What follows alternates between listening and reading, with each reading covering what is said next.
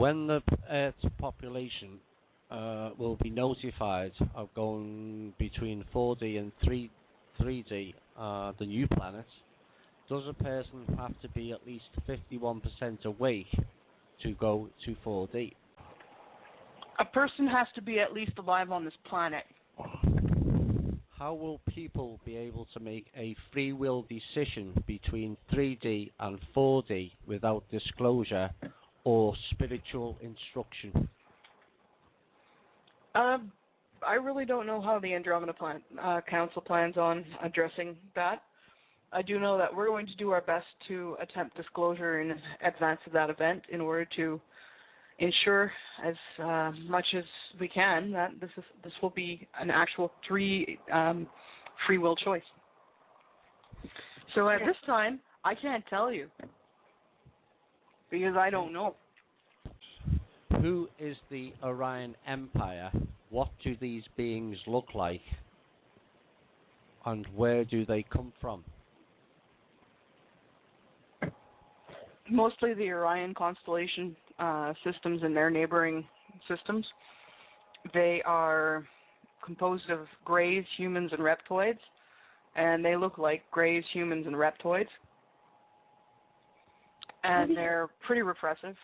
And the final part of the question, did they affect our planet with their interference? Yes, they have, and they continue to attempt to. Our financial system comes from that. During some of the astral battles, this conflict appears high-tech for some of them, like the Lord of the Rings, and some of them are a lot more lower tech. In short, how can an elf take down a draconian sorcerer? Quite easily, depending on the elf. I've seen Mander basically just lights them on fire with his head. Magic and tech can be quite on par with each other in terms of capacities and capabilities. Despite our society's tendency to glorify technology, many cultures are not tech-driven. It's not the be-all and end-all of everything. It really isn't. Yeah, size and tech are not everything, you know, and the deciding matter in whether or who wins a fight is not always as straightforward as we might think it is down here. Oftentimes there are a lot more factors involved. Can you touch on the fact about light and dark, please? Well, light and darkness are often used as shorthand for good and evil. They are not. Both light and darkness, and when I say light and darkness, I'm talking about, you know, the stuff that comes out of the sun or the stuff that comes out of your light bulb. That's light. Or darkness, what happens when you turn off the light and there's no light there. It's dark.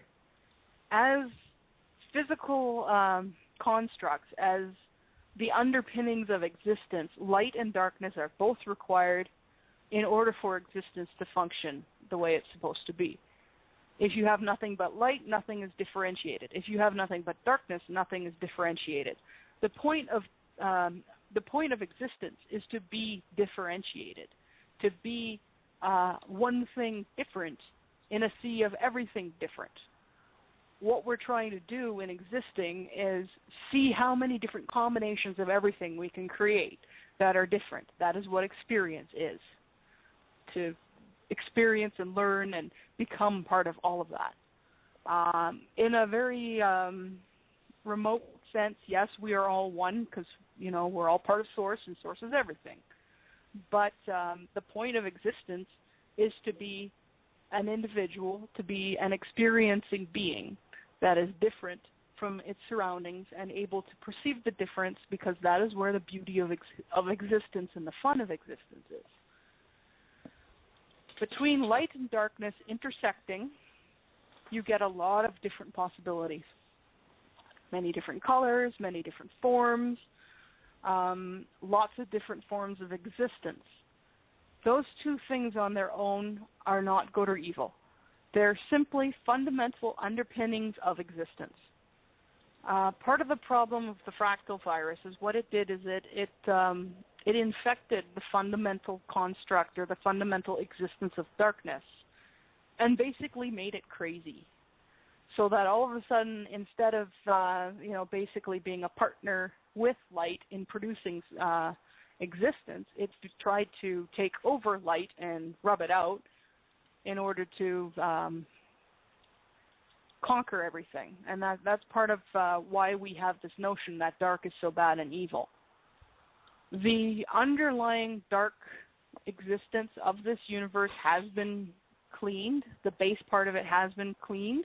It does take what we experience as time for that to filter down the fractal, because, of course, as I've mentioned before, these things are a result of actions, and keep on cascading down until they reach us or reach a particular point.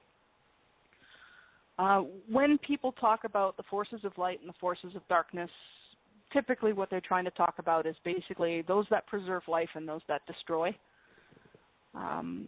I think it's time we got away from that terminology, because many of these things that pass themselves off as light, that produce shiny brightness, are not necessarily fighters for life. And even some of these things that absorb light and produce absorbing darkness are not necessarily evil enemies.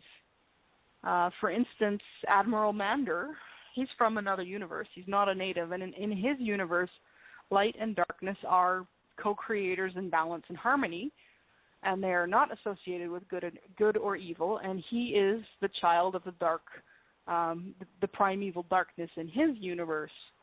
And he is an extremely good and honorable being. Anybody who encounters him, provided they're not bad guys, generally discovers that really darn quick. You know, he's a person of integrity, and he's a person of goodness, and he's a person who is devoutly committed to protecting life. Yes.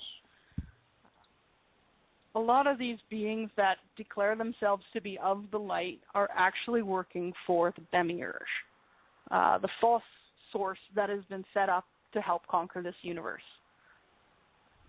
One of the biggest telling signs of this is anytime they start referring to hierarchies. Oftentimes they'll refer to the kingdoms of heaven or the hierarchy of heaven. Ultimately, what they want you to do is stop thinking for yourself and start obeying. Anytime you see that paradigm, anytime you see that construct, that setup, turn around and run, because these beings mean you no good. There is no hierarchy. As far as source is concerned, you know, the greatest of the gods in terms of power and strength is just as valuable as the poorest human here on Earth, or even a rock or a mountain or a pile of dirt or some ocean water. We're all equal in source. There is no, there are maybe beings who are capable of achieving more in terms of certain forms of action than others, but that doesn't make them better. It doesn't give them an opportunity or a right to rule over others, and it sure does not mean that you have to worship them or do what they say unless you feel that that's what you want to do. Could you please ask Tanaath what tools she can make using metals when she eats rocks, and what type of life does she do day to day on the Silver Legion world? Well, when I eat rocks, it's in my dragon body. Obviously, that's not something I can do as a human down here on the planet. My teeth aren't strong enough, for one. For another, most rocks are not exactly edible to human beings. Yeah. But one of my species' abilities is to be able to shape rock and metal, and it's a combination of using our hands and our minds to do so. I specialize in making jewelry, but it's not just pretty things, it's functional. For instance, I made a ring for a friend of mine who was getting a lot of attention from the opposite sex, and it was starting to interfere with his ability to do his work. And basically what the ring does is when he wants to be approachable, the ring doesn't stop people from approaching him, but when he wants to concentrate on his work, the ring sends a subtle suggestion that maybe now isn't a good time to interrupt it. So, you know, that's one example of the things that I make. And he reports that it works very, very well, and he's very satisfied with it. So that made me happy to hear that that was working for him. You know, I make something I call cylinder swords, which are hollow cylinders of metal. And when you put your energy into them, they make a blade of an element that is most suited to you. Mine tend to be lightning or electric, but I've seen all kinds. I've seen people with fire. I've seen people with magma. I've seen people with air blades. They're similar to lightsabers, but not quite. They're elemental in nature. That's very cool. I never even heard of that. That's awesome. There's not commerce isn't quite the same. There's no money. Right. Yeah. At least in our societies. There are some societies that still have currency and financial systems, but our society isn't one of them. So usually what will happen is, like, I will offer it as an exchange for goods in kind, or I'll make them just, you know, for fun and give them to my friends.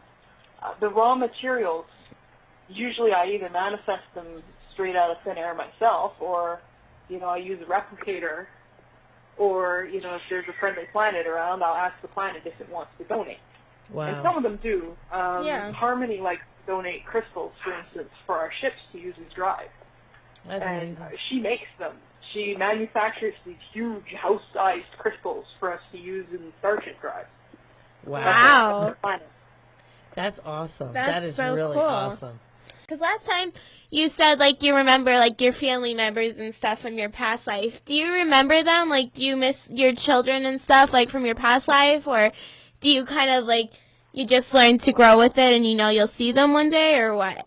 Yeah, it's more the latter. Like, you do learn to grow with it and know that you'll see them someday. And when you run into them again, it's like meeting an old friend. Well, it is meeting an old friend. It's kind of like one of my guardians is my brother, and one of my other guardians is my 7-time great-grandson.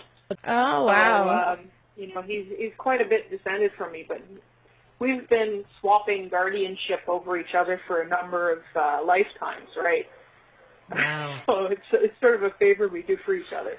Wow. And my other brother, who's my other guardian here, or my brother who's my guardian here, he never incarnates. He doesn't like to incarnate at all.